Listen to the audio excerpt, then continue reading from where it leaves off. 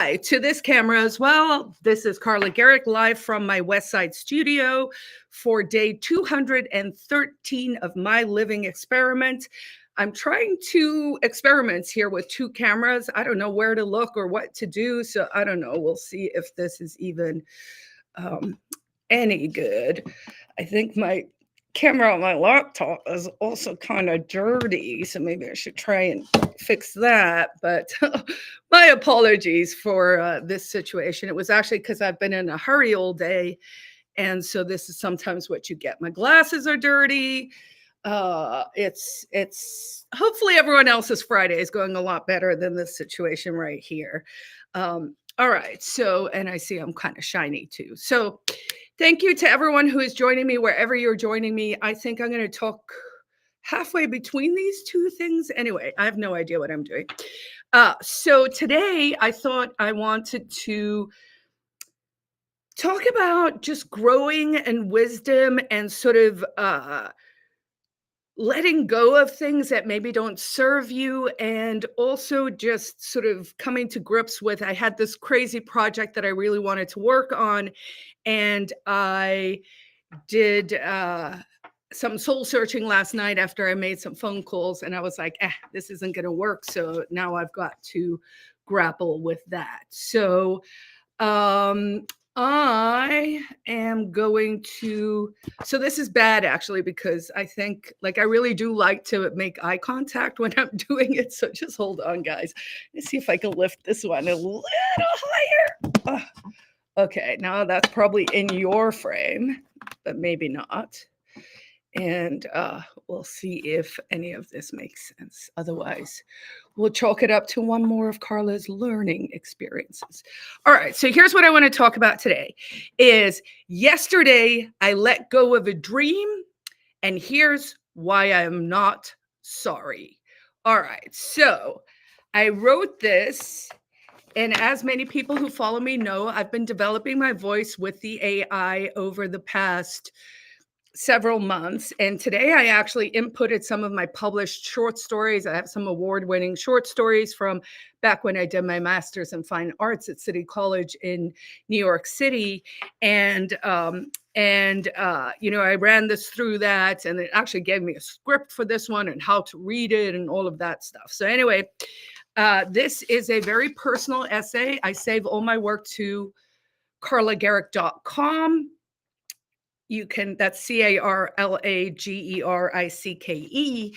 And here is, it's about setting goals, it's about meeting goals, and it's about knowing when to walk away, which I have always been extremely bad at, because if I had a middle name, which I don't, it would be Perseverance. And so I tend to push through on things to the point of unreason, perhaps.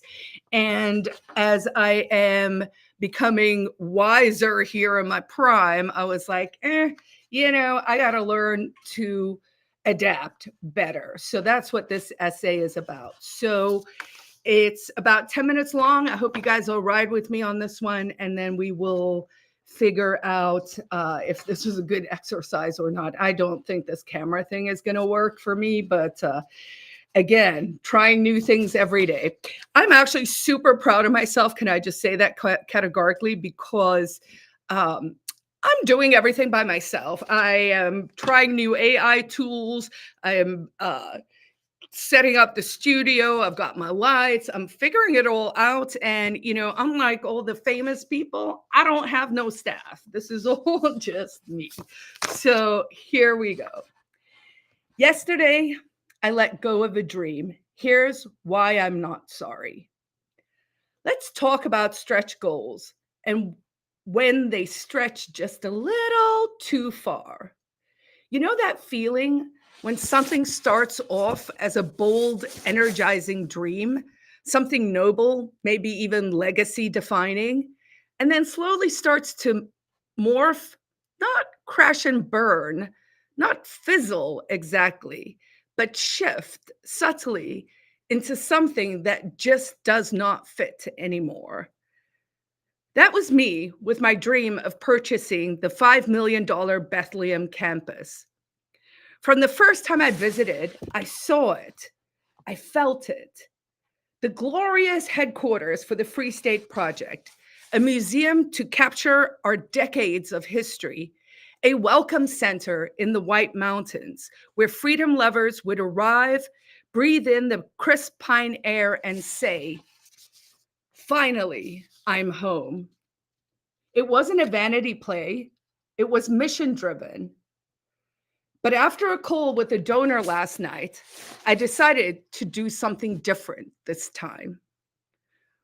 Old Carla, she would have continued to half-ass this project, thrown it on the pile with a million projects of half quarter, 10% done, and eventually let it just peter out in unspoken regret. New Carla showed up full throttle for a time. Term sheets at Porkfest, pitches to donors, calls, calendars, commitment, conviction, eyelashes weaponized at the FSP board. But last night, I started to wonder, was I repeating a pattern I tangoed too many times, clinging to things that don't serve me? Could I, just by noticing, choose differently? Here's what I'm learning. Sometimes I pick stretch goals to dodge the real work. Take my real estate business. I'm building it intentionally, daily. Recently, I was showing a property that had a rundown barn, and I just glossed over it, smiled, redirected, moved on. And in that moment, I realized I really have no idea how hard it is to maintain things, especially here, especially through these brutal winters in New Hampshire. And it hit me. Sometimes my dreams aren't grounded at all. They're shiny, aspirational, visionary, but vague on the plumbing. Because I don't want to face the hard parts. I subconsciously assume someone else, the experts, will handle the stuff that needs to be fixed. And I stay up in the clouds, floating in my dreamscape. The barn? Nah. It's ultimately someone else's problem. But with the campus, the buck would have stopped with me. Still, part of me wants the fantasy, the version where I build a school with my name on a cornerstone, where students come to learn about liberty under the pines, where people from all over the world gather to dream new dreams, where there's a studio, a stage, a chapel, and a place to finally belong. But that dream, that shiny one, it was all rooftop, no foundation.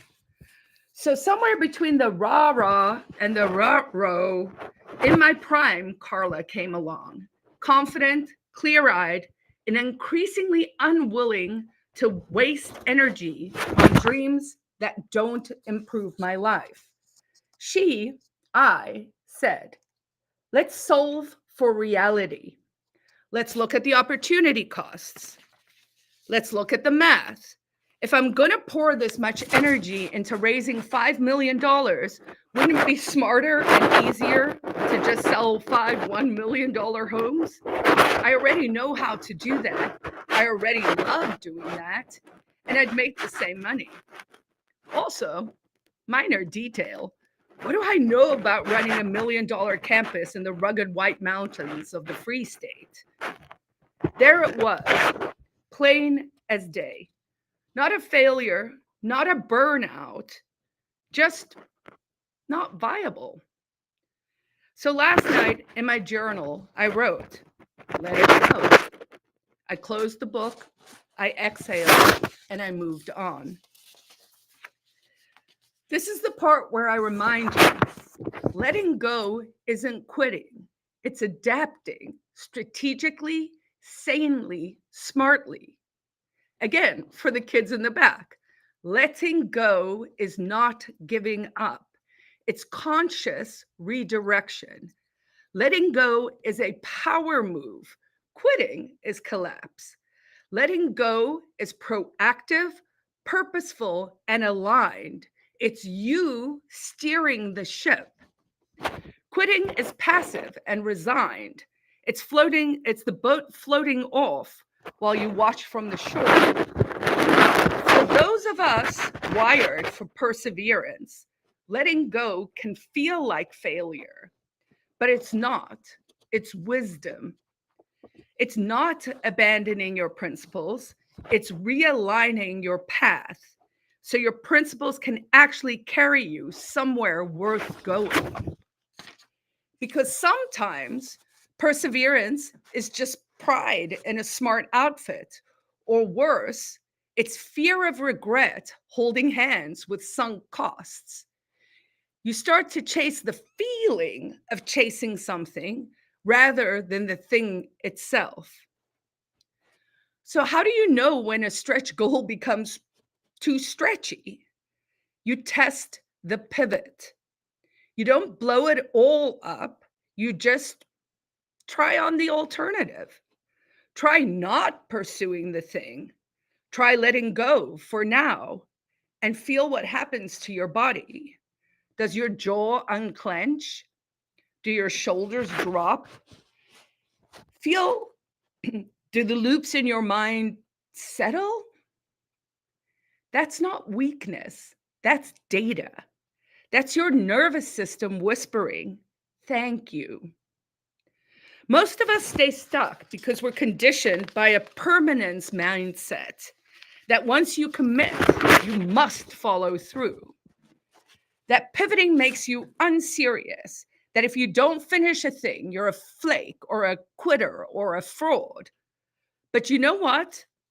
I'm not a parable. I'm a work in progress. This isn't a narrative arc, it's my life. And I'm not here to cosplay consistency for the sake of other people's comfort. So here's where I landed. I still care about the Free State Project without being its everything.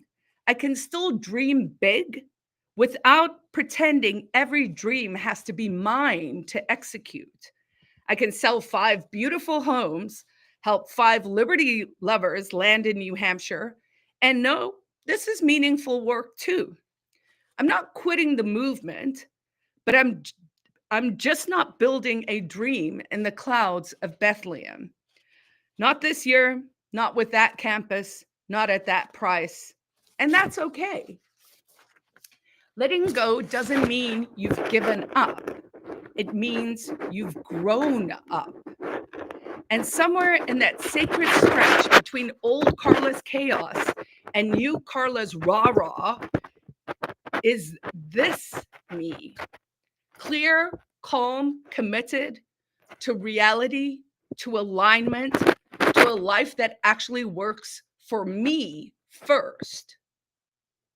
And maybe Sunday, when the sun cracks through the clouds over Bethlehem, and I have more lines etched on my face and more softness behind my eyes, I'll drive past that campus and dream the dream again. Just for a moment, not with regret, but with recognition, a quiet remembering that once I held something beautiful and I chose to set it down. And I will not. And I will drive on, and the wind will whisper nothing more in the pines. If you're wrestling with a too stretchy dream right now, give yourself a moment to test the pivot. Flip the coin, feel the answer. If it tastes like peace, you already know. All right, so that was my contribution to today. I appreciate everyone jumping on here with me. I will post this as I do on my website, carlagerrick.com. I'll post it actually with the written piece as well included. And today was day 213 of My Living Xperiment. That is where I jump on X here in the great state of New Hampshire. and on YouTube and Facebook today as well, to let you know what life in the Free State really looks like, to let you know what's going on in my life in general. For those of you who are Free Staters who already live in New Hampshire and you're in the Manchester area, it is the New Movers Party tonight, 7 p.m. or 6:30. I believe they open the doors over at the Quill, which is the oldest running community center for Free Staters. The theme tonight is anything to do with Ron Paul's birthday, Texas. So, bring something barbecue-y, I guess, would be the point. So I hope to see folks there later. And as it is, I will be back here again tomorrow for day 214 of my living experiment. I will be on the road tomorrow with work, so maybe I'll do one from the road. Otherwise, I will see you guys back here at some stage. Thanks for joining me. Day 213 of my living experiment. Thanks, guys. Peace out.